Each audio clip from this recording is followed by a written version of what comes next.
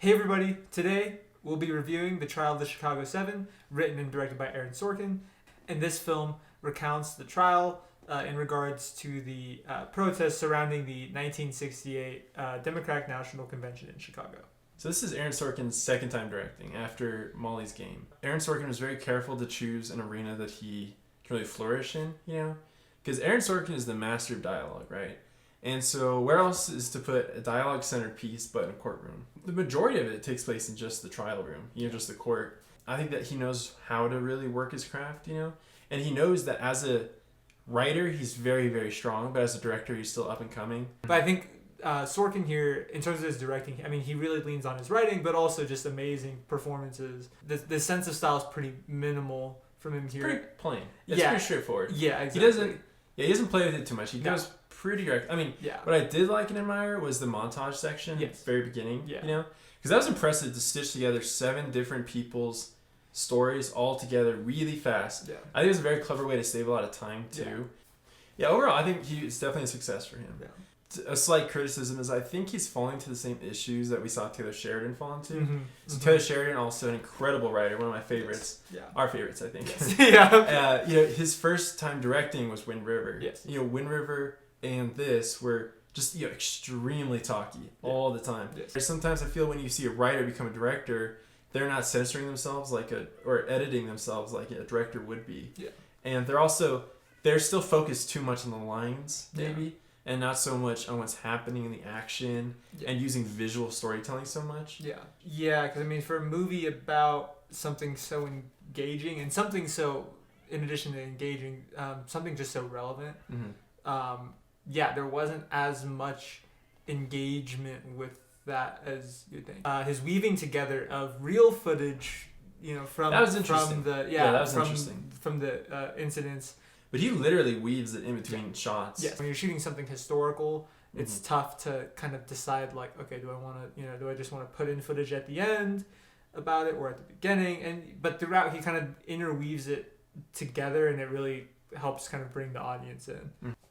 Something very politically relevant right now, as we know, where we really have this spotlight on protests and how protests through pressures and agitations on certain behalfs can push them to become violent situations. And that's something we talk about a lot right now. And so it was interesting to see a historical relevance of that and how this is a discussion that's always happened, especially when we look at things like civil rights. People say there's a lot of point of views, but it's hard to decide what's the cause, what's the effect, and how culpable are certain individuals.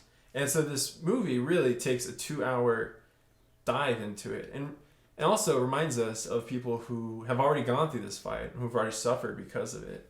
So all in all, I would say it was a pretty well done courtroom drama with social applications and with historical relevance.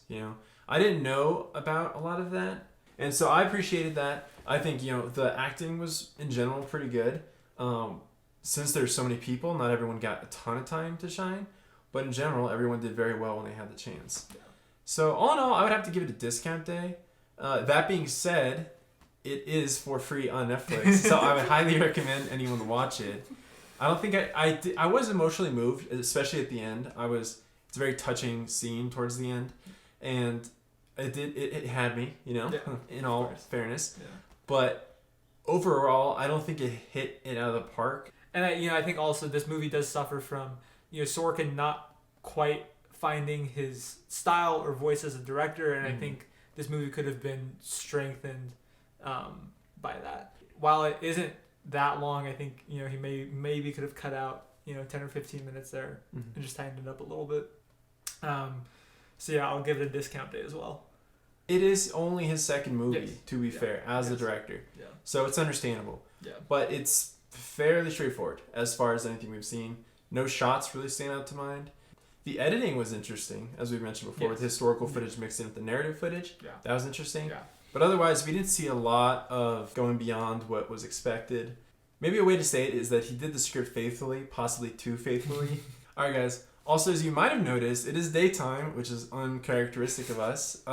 That is because it is Friday midday-ish, and we wanted to try to get you this movie as soon as we can. Hopefully it gets out soon.